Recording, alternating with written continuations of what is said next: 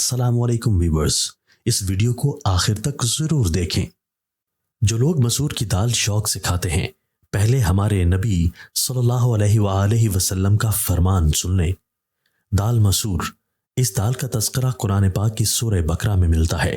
قصہ یوں ہے کہ حضرت موسیٰ علیہ السلام نے اپنی قوم کو فرعون کے ظلم سے نجات دلانے کے لیے مصر چھوڑنے کی ترغیب دی اور کہا کہ ہمیں یہاں سے نکلنا چاہیے، بہت ظلم ہو چکا، جس دیس میں ظلم ہو اس دیس کو چھوڑ دینا چاہیے۔ حضرت موسیٰ علیہ السلام بنی اسرائیل کو اپنی قیادت میں لے کر وادی سینا میں چلے گئے۔ اس بے آب و گیاں وادی میں بنی اسرائیلیوں کے پاس کھانے پینے کا سامان کم پڑ گیا۔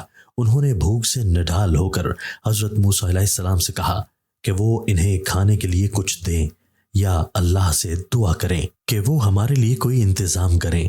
حضرت موسیٰ علیہ السلام نے اللہ سے دعا کی کہ میری قوم کی بھوک مٹانے کا کوئی انتظام کر۔ اللہ نے ان کے لیے آسمان سے من و سلوہ اتارا۔ کیا آپ جانتے ہیں کہ من و سلوہ کیا ہے؟ بنی اسرائیل کے لیے اللہ نے 2 طرح کے کھانے آسمان سے اتارے۔ ایک کا نام من اور دوسرے کا نام سلوہ تھا۔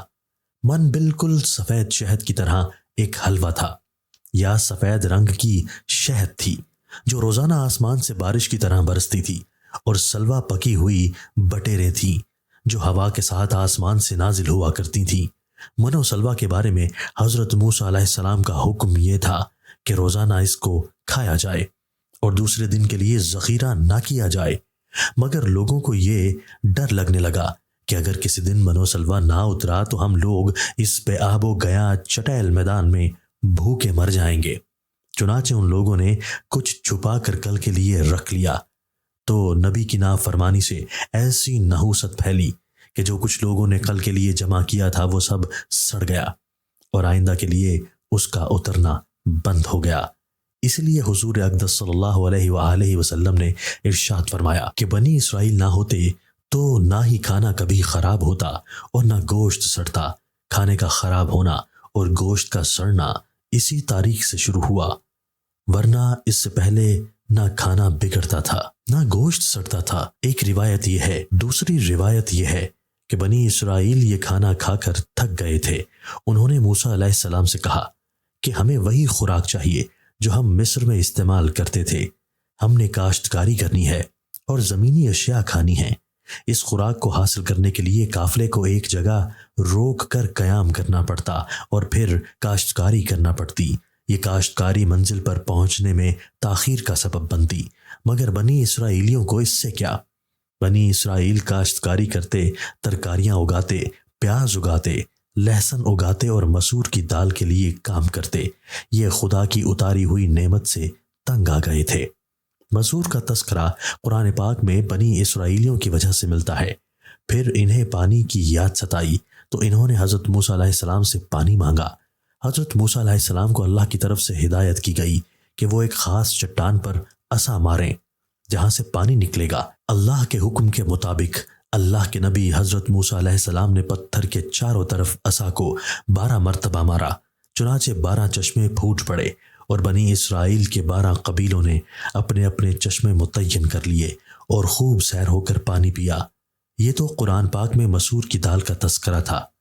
رسول خدا صلی اللہ علیہ وآلہ وسلم کی زبانی سنتے ہیں کہ وہ کیا فرماتے ہیں۔ حضرت واصلہ رضی اللہ تعالیٰ عنہ روایت کرتے ہیں، نبی صلی اللہ علیہ وآلہ وسلم نے فرمایا، کدو کھاؤ، یہ دماغ کو طاقت دیتا ہے، اور مسور کی دال کھاؤ کہ اس کی تعریف 70 انبیاء کی زبان پر رہی۔ حدیث مبارکہ کے مطابق مسور کی دال کا کھانا دل کو نرم اور سبک کرتا ہے، آنکھوں کے پانی کے اخراج میں اضافہ کرتا ہے اور غرور ختم کر دیتا ہے۔ دل کی نرمی اور غرور کے خاتمے کے لیے بھی یہ غذا کھانی چاہیے۔ غذائیت کے لحاظ سے مسور کی دال میں 25% پروٹین، 60% کاربوہائیڈریٹس اور 12% رطوبت پائی جاتی ہے، جبکہ اس دال میں فاسفورس اور پوٹاشیم بھی وافر مقدار میں موجود ہوتا ہے۔ ماہرین کہتے ہیں کہ جہاں مسور کی دال کی ایک خاص لذت ہے تو وہیں اس دال کی صحت سے متعلق عام فوائد بھی ہیں جو ہمارے لیے بہت ضروری ہیں۔ آئیے ان حیرت انگیز فوائد کے بارے میں جاننے کی کوشش کرتے ہیں۔